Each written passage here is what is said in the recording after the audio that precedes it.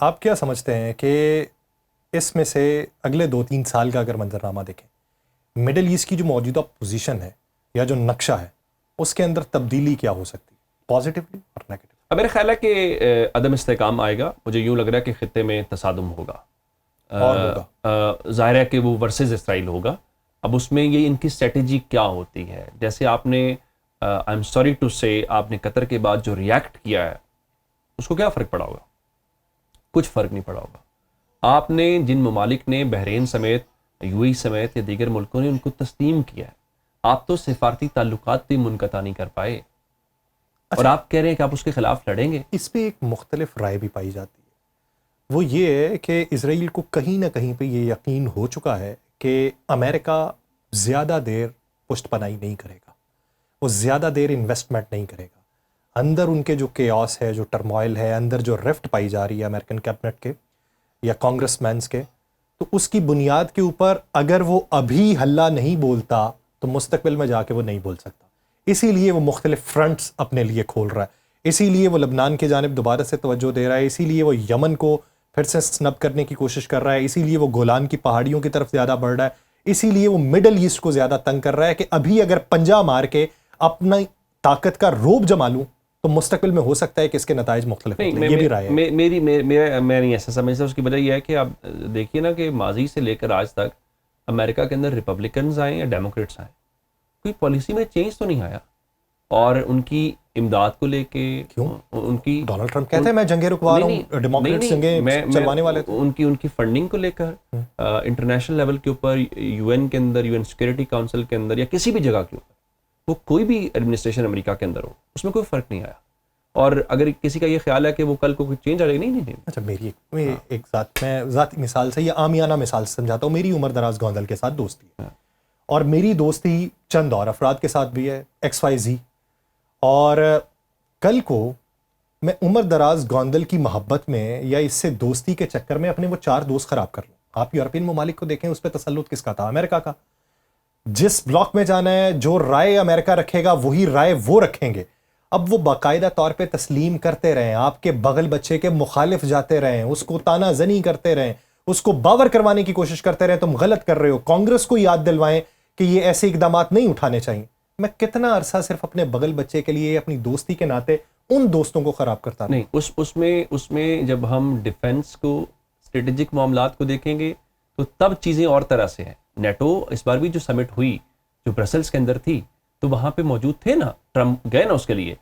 जिस हवाले से आप यूरोपीय यूनियन के उस मामले की बात कर रहे हैं, वो ट्रम्प सिर्फ पैसे निकलवाने के हवाले से बात कर रहे हैं, सिर्फ वो टैरिफ्स के हवाले से बात कर रहे हैं। तो वो भी तो रिबटल दे रहे हैं। वो सिर्फ और सिर्फ फाइनेंशियल मामलात के तक है। स्ट्रेटेजिक चीजें वहीं की वहीं है, ऐसा नहीं है।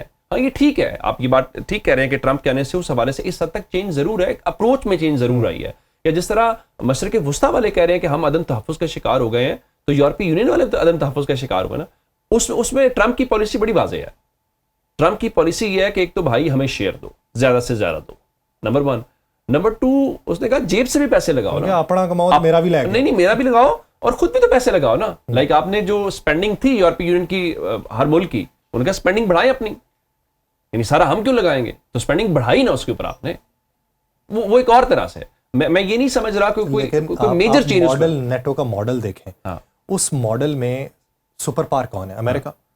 अमेरिका अपनी डोमिनेंस कब दिखाता था? जब वो ज्यादा पैसा इन्वेस्ट करता था। वो बराबरी की बुनियाद पे इन्वेस्ट करेगा तो एक ये नेचुरल एलाय तो नहीं रहता। नहीं, उसकी वजह क्या है? उसकी वजह यह है कि नेटो ने जितनी जंगें लड़ी हैं वो अमेरिकी मफादात के लिए लड़ी है ना, उसके लिए लड़ी। तो आप फिलहाल जरूरत नहीं जंग कोई ऐसी नजर आ रही है। हाँ, अगर जंग लड़ने का मौका आया, अगर कोई ऐसी फिर शरारत हुई तो फिर आप उसको अलग से देखेंगे। नहीं, एक मिसाल देता हूं कि नेटो तो यूक्रेन में जाके नहीं लड़ा ना। यूक्रेन नेटो की वजह से लड़ा नहीं, लड़ा ना, आप पीछे बैठे हुए हैं क्योंकि आपके डायरेक्टली मफादात नहीं थे। ठीक है, हालांकि अमेरिका यूक्रेन को सपोर्ट कर रहा, बाइडेन एक और तरह से सपोर्ट कर रहा, अभी जरा कम होगी उसमें। नेटो नहीं आया चूंकि आपके मफादात पे वो नहीं पहुंची थी।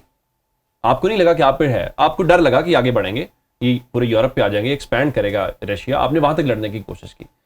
जहां तक अभी भी नेटो की बारी आएगी, कोई ऐसा मामला आया तो बिल्कुल चेंज हो जाएगा, अमेरिकन का रवैया चेंज हो जाएगा, सब कुछ चेंज हो जाएगा। अच्छा, अगर भारत की बात करें, भारत जिस तरह सिफारती महाज पे आइसोलेशन का शिकार हो चुका, वाइप आउट हुआ है, मजमूई तौर पे मईशत देखें बहुत बड़ी मईशत है, एलाइज देखें बहुत अच्छे एलाइज हैं, लॉबीज़ देखें बहुत मजबूत लॉबीज़ हैं, आईटी सेक्टर्स, ये इस तरह के तमाम सेक्टर्स में अजारादारी है, एप्पल का सबसे ज़्यादा बिजनेस भारत में, यानी कैसे वाइप आउट हो सकता है, एक बुनियादी सवाल है। लेकिन हुआ क्या है कि किसी भी बड़े फोरम के ऊपर मोदी साहब जो हैं वो श्रीमान नज़र ना आए, वो गायब हो जाएं, सवाल उठने लगें, कांग्रेसमैन तानाजनी करें, फिर बाद में एनडीटीवी और उनके जो दीगर टाइम्स ऑफ इंडिया है वो बाकायदा तौर पे ये लिखने लगे कि भाई 71 के बाद तो अमेरिका ने अब अपने महवर को ढूंढा है, यानी वो पाकिस्तान है। तो इस तरह की बातें इंडिया में होने लगे, क्या हुआ, बना क्या? 2-4-76 ही बड़े हुए। मोदी साहब की वो छाती 46 इंच की, वो बताते हैं मेरी 46 इंच की छाती है गालिबन। मोदी साहब की वो 46 इंच की छाती उन्हें मरवा गई है, जिसका उन्हें बड़ा गुरूर था। इंडिया बेसिकली अपने गुरूर और तकब्बुर की मार खा गया है। वो खिते में एक बड़े चौधरी का हरकारा जरूर था, चौधरी नहीं था, चौधरी नहीं था। और किसी ने दसिया से तू ऐसा था चौधरी। हाँ, उन्होंने कहा कि आपको रीजनल चार्ज दे रहे हैं, अगर हमें जरूरत पड़ी तो ये जरा शुली पटाखा छुड़ा दीजिएगा। ये इस हद तक है। इंडिया का ख्याल ये था कि चूंकि क्वाड भी बन गया यहाँ पे, तो मेरे साथ ये भी खड़े हो गए, तो देखें अब तो मैं ये जो बड़ी पावर्स हैं इनके साथ मिलके तो मैंने तो चाइना पे चढ़ दौड़ना है, तो मैं तो इस खिते का अमेरिका हूं। मोदी साहब का ख्याल ये था कि मैं खिते का अगर अमेरिका हूं तो इसका मतलब है मोदी साहब अपने आप को इस खिते के ट्रंप और बाइडेन समझ रहे थे, लेकिन ऐसा तो नहीं था। अब हुआ क्या कि आपने उस मिसकंसेप्शन में, मिसकैलकुलेशन में आपने एडवेंचर किया, मिस एडवेंचर जिसको आप कहते हैं, यानी एक ऐसा हैपनिंग होती है जिस पे तमाम मुल्क जिसको आप ब्लेम कर रहे हैं वो भी कह रहे हैं हम हाजिर हैं, आए इन्वेस्टिगेशन करें। लेकिन आप गुरूर और तकब्बुर में थे, आपका ख्याल था कि हम जाएंगे, हम मारेंगे, हम अमेरिका है तो हमें कोई पूछेगा नहीं। आप उस मिस कैलकुलेशन की देखिए ना, दुनिया में क्या इंपॉर्टेंट होता है, परसेप्शन इंपॉर्टेंट होती है, रियलिटी दुनिया बाद में जानती है, परसेप्शन पे दुनिया आती है। यानी आप किसी जगह पे ना ये मुल्क बड़ा महफूज है, मीडिया परसेप्शन बना दे तो लोग वहां पे टूरिज्म आ जाती है, उस पर इन्वेस्टमेंट आना शुरू हो जाती है। वही मीडिया अगर हमारे बारे में रियलिटी होने के बावजूद हम पुरअमन हूं लेकिन परसेप्शन बना लीजिए पुरअमन नहीं है, तो आप कुछ नहीं कर सकते। इंडिया की जो परसेप्शन फिर बननी ना, गैर जिम्मेदार मुल्क की बनी, एडवेंचरस मुल्क की बनी, उसकी बुनियाद के ऊपर लोगों ने कहा ये तो देखें ना, वारमोंगरिंग कर रहे हैं, आप क्या करेंगे आपके साथ। फिर इवन आपकी जो अपने घर के अंदर सवाल उठे कि आपने यहाँ पे फिर उनके प्रोसेस को छोड़ देते हैं, उनके इलेक्शंस को लेके राहुल गांधी क्या कर रहे हैं बाकी हम छोड़ देते हैं, आपने पूरे मीडिया को कंट्रोल। अब देखें ना, जिस तरह से मैं वो सुन रहा था उनके एक एनालिस्ट को, उन्होंने कहा कि जिस तरह से हमारे मीडिया ने हमें जलील करवाया इस जंग के दौरान, दुनिया कहती है इंडियन मीडिया ना देखना, चूंकि वो मोदी साहब की बीजेपी की लाइन ले रहे थे। बरखा दत्त जैसे लोग, मैंने उस दिन लाहौर में मैंने लाहौर में उस दिन किया, मैंने उनको बताया, मैंने कहा भाई जब आप शोर कर रहे हैं ना हमने हमला कर दिया और पाकिस्तान ने ये कर दिया, मैंने हौसला रखें, हमारा हमला आपको सुनाई देगा, और सुनाई दिया अल्हम्दुलिल्लाह। जिस तरह से बरखा दत्त ने हमारे पायलट पकड़ लिए, बरखा दत्त ने हमारे शहर उड़ा दिए, वो क्या नाम है उनका, वो मेजर जो बड़ा मशहूर है, गौरव वारियर, हाँ, उसने कराची और सब कुछ किया। अब ग्राउंड पे तो हम लोग थे जो यहां से बता रहे थे। सो ये पूरे का पूरा उनके मीडिया समेत, बीजेपी समेत, उनके थिंक टैंक समेत, अमित शाह, अजीत डोवल, मोदी, उन सब, मैं उसको एक जुमले में उसको समेटना चाहता हूं, उनके गुरूर, उनके तकब्बुर ने उनको मरवा दिया और कुछ भी नहीं। पाकिस्तान की पोजीशन, आखिरी सवाल, अगले 5 सालों में किस हद तक मुस्तहकम होकर आगे बढ़ने वाली होगी? उसमें जो बुनियादी कलीदी किरदार अदा करना है, जो खलापुर करना है, यानी कामयाबी की मेराज देख लेना और उस मेराज पे फिर कायम रहना, ये दोनों मुख्तलिफ चीज़ें। तो आगे वो कौन से लूप होल्स हैं या जो खला है हमें पुर करना? यासर साहब, जब हम बहुत खुश होते हैं तो हम जज्बाती होते हैं, तो जज्बात में कभी कभार हम हकीकतों को झुठला भी देते हैं या नज़रअंदाज कर देते हैं। ये जो आज मौका आया है, हम अमेरिका के क्लोज गए हैं, बहुत अच्छी बात है, हमें इस सिलसिले को जारी रखना है। लेकिन ये सिलसिले पहले भी हमने देखे हैं। जब मैं कह रहा था ना कि ट्रांजैक्शनल दोस्त हैं हम, तो जब कोई ट्रांजैक्शन होनी थी तो उन्होंने हमारे क्लोज आए। हमने देखा कि मुशर्रफ साहब कहा करते थे कि क्लिंटन मेरे दोस्त हैं, बुश मेरे दोस्त हैं, मैं जब चाहूँ फ़ोन पे बात कर लेता हूँ, और वो हमें ऐसे ही रेड कारपेट जो है वो इस्तकबाल करते थे। लेकिन वो चीज़ें गुजर गई। देखिए, जो इंटरनेशनल रिलेशंस को जब हम पढ़ते हैं और सिफारतकारी को देखते हैं तो उसके डिटर्मिनेंट्स में आपका ना लोकल इस्तेहकाम भी ज़रूरी है। अगर आपको अब बाहर दुनिया इज़्ज़त दे रही है तो मेरे ख्याल है हमें अपने लोकल यहाँ घर के अंदर भी कुछ चीज़ें ठीक करनी पड़ेंगी। वो चीज़ पॉलिटिकल स्टेबिलिटी आपको लानी पड़ेगी। उसके लिए क्या इलेक्शन करवा दें? नहीं, इलेक्शन नहीं करवा दें, सिस्टम चले, कोई कंसेंसस हो, अक्रॉस द बोर्ड कंसेंसस हो, जिसपे रिफॉर्म्स आपने लेके आनी है। जब आप सऊदी अरब के पास जाते हैं और उनसे कहते हैं कि यार इन्वेस्टमेंट करें, वो कहते हैं अच्छा करेंगे, कहाँ करेंगे? तो वो कहाँ करेंगे तो आप इधर उधर देखना शुरू हो जाते हैं।